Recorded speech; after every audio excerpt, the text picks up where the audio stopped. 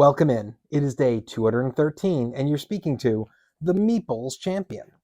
And today we're going to be going over another game that came from my parents' collection.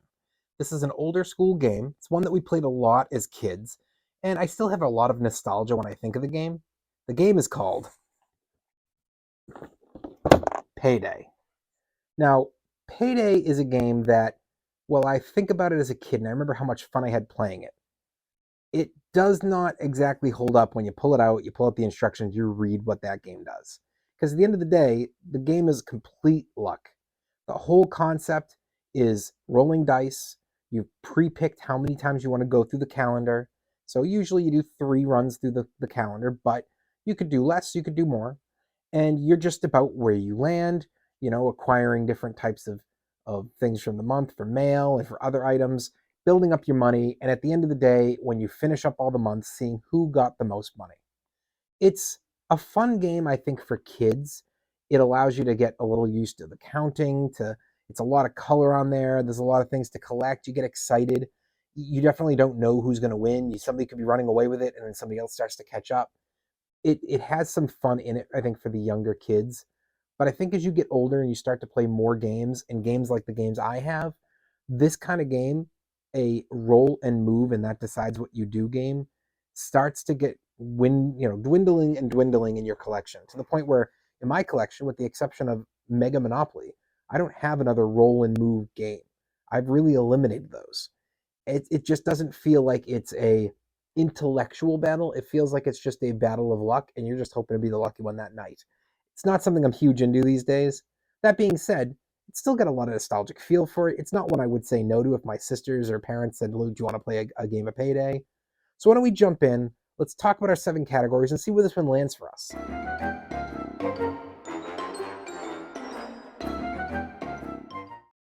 A lot of times when I bring up the art and I'm talking about these older games, it's gotten a thumbs down.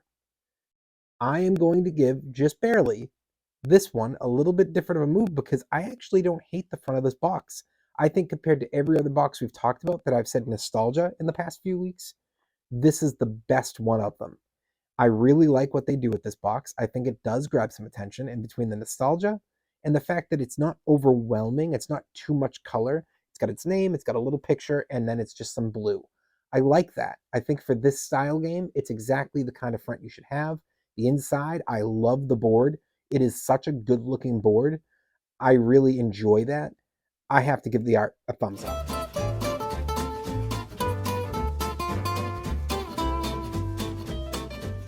Your components. So your components are the board, and then your money, and then your cards. There's some dice and some pieces to move, but those are very limited.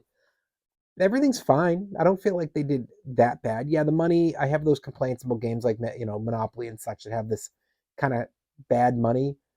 But if you ignore the money, everything else to me is really good quality, and I'm going to overlook the money because this game is about Payday, and it is about this mass amount of money. And I think that that kind of money works for what this is trying to sell. So I'm going to give it a thumbs up. Your price. This game is not going to be expensive. If you find it in a store, which it should be out there still, it's a game that I think still has some attention. You're probably looking at 20, maybe 30. It's not that expensive. It's a game I think is really intended for non-gamers or kids. You know, starting at maybe 10, going up to like 15. Like that's a good range. Once you've gotten to like later middle school, first year of high school, I think you're beyond this game. But elementary school, most of middle school, I think this is a game that would be, those kid levels could enjoy. So I think that when it comes to paying out the money for something like this, it's not too much of a price for a game that you're going to get most likely as a gift for birthdays or Christmas for a kid. Thumbs up. Your difficulty. Like I said, there's no difficulty. It's rolling dice. That's really all it is. And then counting everything up at the end.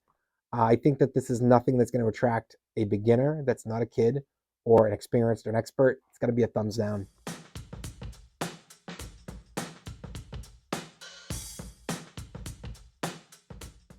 Replayability, again, it's up to what you're talking about. For those kids, this is a game you play repetitively. You could play this, 7, 8 times in a weekend. For a parent, I don't think they're going to want to do that. They might play a game and then say, okay, you kids go play by yourselves. And for all those experienced and experts, they're not touching it. So of course, no replayability. So while I think in the little niche that it's good for, it does have replayability. For most of us, it doesn't. It's got to be a thumbs down.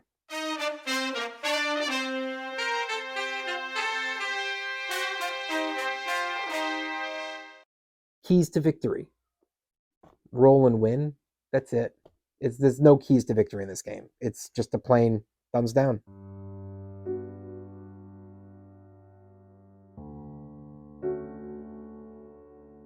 Is the game unique? Most of the games from back when this came out were these games about rolling, acquiring things that were worth money, seeing who had the most money at the end of the game. You can compare this to many other games of that style. Monopoly was about elimination by bankrupting people, but in general, same concept. It's not unique. It's just a very 90s-esque game. Thumbs down. Overall, what do I think? I think the game is fine for kids. I think it holds up compared to most of the games from its decade a lot better, but it still isn't something I would recommend. This is not a must buy. This is not a must have for your kids. If they'd like to try it, or if you have one and you'd like them to try it, nothing against that. And I think it'd be fine. But it's just one that's, I think, okay. And that's it. So I wouldn't make the effort to go add to my collection, but it's up to you to decide what you're interested in. Maybe you're not as big into getting a huge collection and you just like to have a couple small old school games and a couple newer. And that might work for you. Well, it has been day 213, and we've been speaking about the game Payday. And you've been speaking to the Meeples champion. Like, share, subscribe, and check down below in the description, or I'll be adding an Amazon link in case you want to get this game for your collection. Until next time, I'll talk to you tomorrow.